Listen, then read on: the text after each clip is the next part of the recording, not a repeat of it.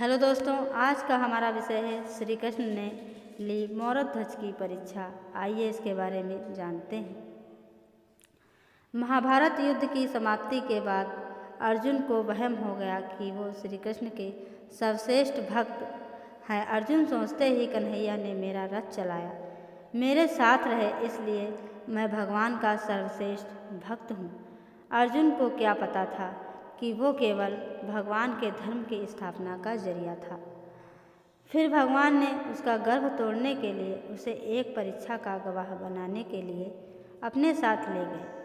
श्री कृष्ण और अर्जुन ने जोगियों का भेष बनाया और वन से एक शेर पकड़ा और पहुंच जाते हैं भगवान विष्णु के परम भक्त राजा मौरध्वज के द्वार पर। राजा मौरध्वज बहुत ही दानी और अभाव भक्त वाले थे।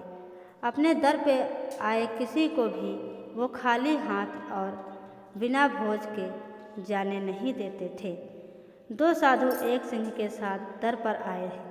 ये जानकर राजा नंगे पांव दौड़ के द्वार पर गए और भगवान के तेज से नतमस्तक हो अतिथि स्वीकार करने के लिए कहा। भगवान कृष्ण ने मौरध्वज से कहा कि हम मेजबानी तब ही स्वीकार करेंगे जब राजा उनकी शर्त माने। राजा ने जोश से कहा, आप जो भी कहेंगे मैं तैयार हूँ। भगवान कृष्ण ने कहा, हम तो ब्राह्मण हैं, कुछ भी खिला देना, पर यह सिंह नरभक्षी है। तुम अगर अपने इकलौते बेटे को अपने हाथ से मार कर इसे खिला सको तो ही हम तुम्हारा अतिथि स्वीकार करेंगे। भगवान की शर्त सुनकर मौरध्वज के होश उड़ गए। फिर भी राजा अपना अतिथि धर्म नहीं छोड़ना चाहता था। उसने भगवान से कहा, प्रभु मुझे मंजूर है, पर एक बार मैं अपनी पत्नी से पूछ लूं। भगवान से आज्ञा पाकर राजा महल में गया तो राजा का उतरा हुआ मुख देखकर पतिव्रता नारी ने राजा से कारण पूछा। राजा ने सारा हाल बताया तो रानी की आंखों से आंसू बह निकले। फिर भी वो अभिमान से राजा से बोली, आपकी आन पर मैं अपने सैकड़ों पुत्र कुर्बान कर सकती हूँ। आप साधुओं को आदर पूर्वक अंदर ले आइए। अर्जुन ने भगवान से पूछा, माधव ये क्या माजरा है? आपने ये क्या मांग लिया? कृष्ण बोले, अर्जुन तुम देखते जाओ और चुप रहो।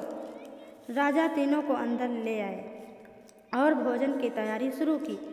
भगवान को 56 भोग परोसा गया। अर्जुन के गले से उतर नहीं रहा था। राजा ने स्वयं जाकर पुत्र को तैयार किया। पुत्र भी 3 साल का था। नाम था रतन कुंवर। वो भी माता पिता का भक्त था। उसने भी हंसते हंसते अपने प्राण दे दिए, परंतु उफ ना की। राजा रानी ने अपने हाथों से आरी लेकर पुत्र के 2 टुकड़े किए और सिंह को परोस दिया। भगवान ने भोजन ग्रहण किया, पर जब रानी ने पुत्र का आधा शरीर देखा तो वो आंसू न रोक पाई। भगवान का इस बात पर गुस्सा हो गए कि लड़के का एक फाल कैसे बच गया। भगवान रुष्ट होकर जाने लगे तो राजा रानी रुकने की मिन्नतें करने लगे। अर्जुन को एहसास हो गया था कि भगवान मेरे ही गर्भ को तोड़ने के लिए ये सब कर रहे हैं। वो स्वयं भगवान के पैरों में गिरकर विनती करने लगा और कहने लगा कि आपने मेरे झूठे ईमान को तोड़ दिया है। राजा रानी के बेटे को उनके हाथों से मरवा दिया और अब रूठ के जा रहे हो, यह उचित नहीं है। प्रभु मुझे माफ़ करो और भक्त का कल्याण करो। तब केशव ने अर्जुन का घमंड टूटा जान रानी से कहा कि वो अपने पुत्र को आवाज़ दे। रानी ने सोचा, पुत्र तो मर चुका है, अब इसका क्या मतलब, पर साधुओं की आज्ञा मानकर उसने पुत्र रत्न कुंवर को आवाज़ लगाई। कुछ ही क्षणों में चमत्कार हो गया। मृत रतन कुंवर, जिसका शरीर शेर ने खा लिया था, वो हंसते हुए आकर अपनी माँ से लिपट गया।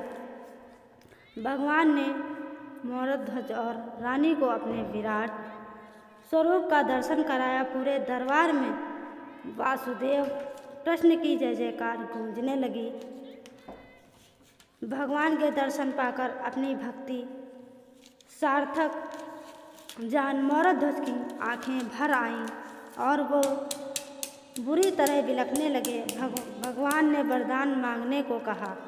तो राजा रानी ने कहा, भगवान एक ही वर दो कि अपने भक्त की ऐसी कठोर परीक्षा न ले जैसे आपने हमारी ली है। तथास्तु कहकर भगवान ने उसको आशीर्वाद दिया और पूरे परिवार को मोक्ष कर दिया। Okay, thank you.